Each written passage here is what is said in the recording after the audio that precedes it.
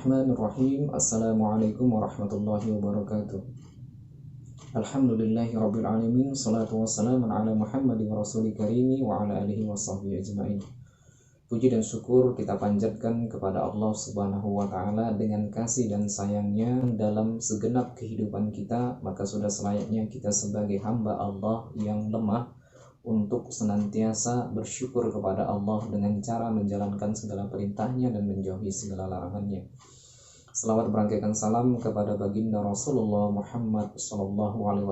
Allahumma salli ala Sayyidina Muhammad sebagai insan terbaik yang pernah Allah turunkan di permukaan bumi ini, yang telah mengajarkan dan mencontohkan teladan yang baik dalam kehidupan kita, sehingga kita bisa keluar dari kegelapan menuju cahaya, minaz zulumati ilan nur. Dalam kesempatan yang berbahagia ini, izinkan Bapak untuk memperkenalkan diri.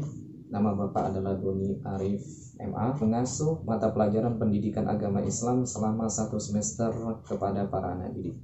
Buku yang kita gunakan adalah Pendidikan Agama Islam dan Budi Pekerti yang diterbitkan oleh Kementerian Pendidikan dan Kebudayaan Republik Indonesia, edisi revisi tahun 2017. Sebelum kita mulai pelajaran, marilah kita berdoa. Bismillahirrahmanirrahim. Rabbi zidni ilman warzuqni fahman wa amalan salihan. Allahumma inna nas'aluka ilman nafi'an wa amalan mutaqabbalan wa rizqan halalan thayyiban. Semoga Allah memberikan kebaikan kepada kita semua dari apa yang insya Allah akan kita bahas ke depannya. Baiklah, kita langsung saja masuk ke dalam tema dan topik yang akan kita bahas di bab 1. Judulnya adalah Lebih Dekat dengan Allah Subhanahu wa Ta'ala, yang sangat indah namanya. Para anak didik bisa membuka di buku cetaknya, tepatnya di halaman 2.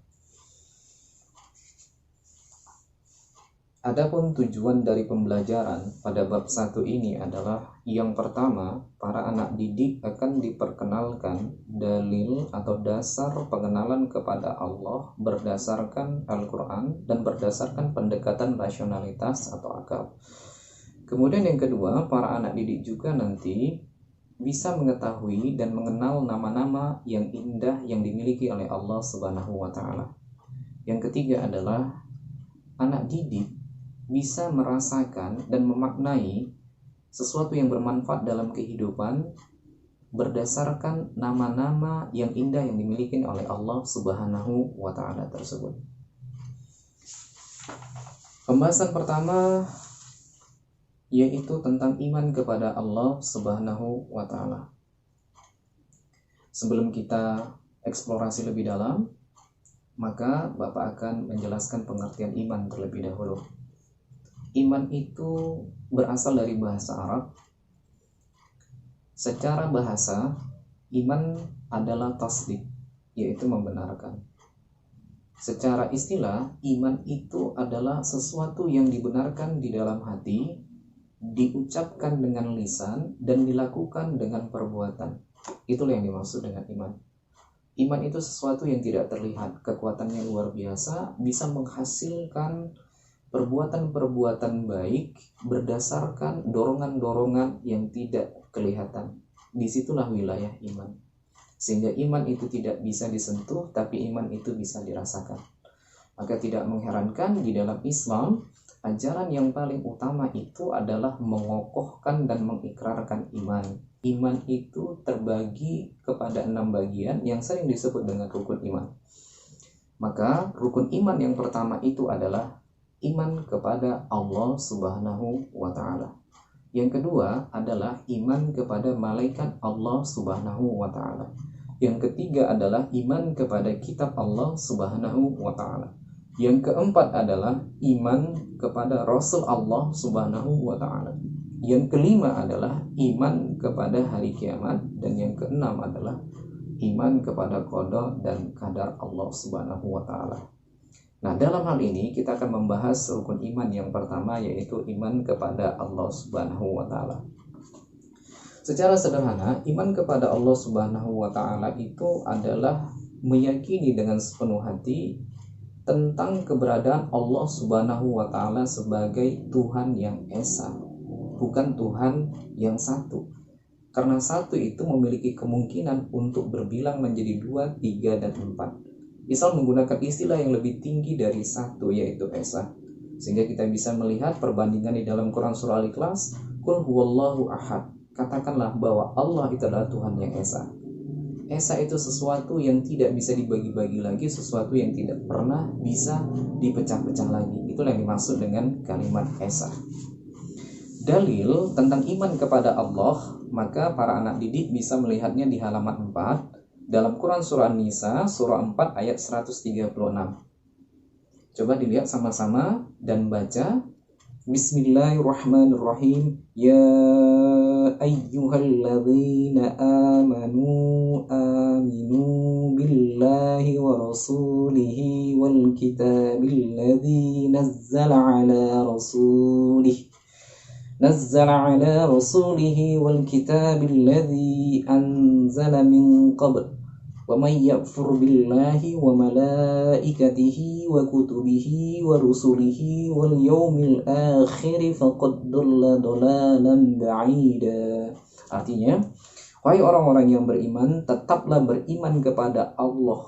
Maka yang pertama sekali adalah beriman kepada Allah dan Rasulnya Muhammad, dan kepada kitab Al-Quran yang turunkan kepada Rasulnya, serta kitab yang diturunkan sebelumnya. Barang siapa ingkar kepada Allah, malaikat-malaikatnya, kitab-kitabnya, rasul-rasulnya, dan hari kemudian, maka sungguh orang itu telah tersesat sangat jauh. Quran surah Nisa surah 4 ayat 136.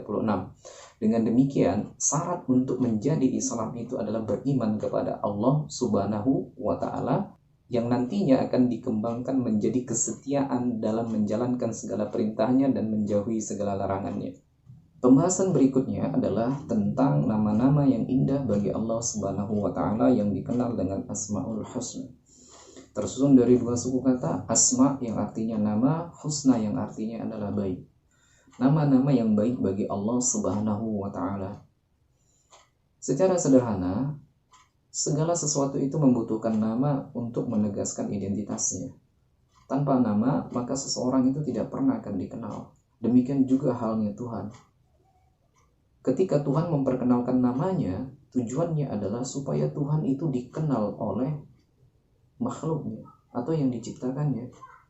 Maka tidak mengherankan ketika Allah pertama sekali menurunkan surahnya kepada Rasulullah Muhammad SAW dalam Quran surah Al-Alaq, Allah memperkenalkan dirinya dengan nama Rabb.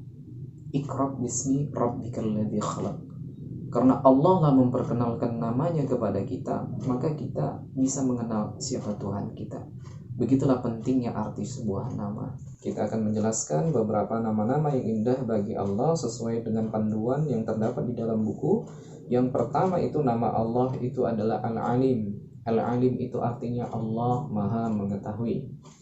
Kemudian yang kedua, nama Allah itu adalah Al-Khabir, yang artinya Allah itu Maha Waspada. Yang ketiga, nama Allah adalah As-Sami, yang artinya Maha Mendengar. Yang keempat, namanya adalah Al-Basir, artinya Allah Maha Melihat.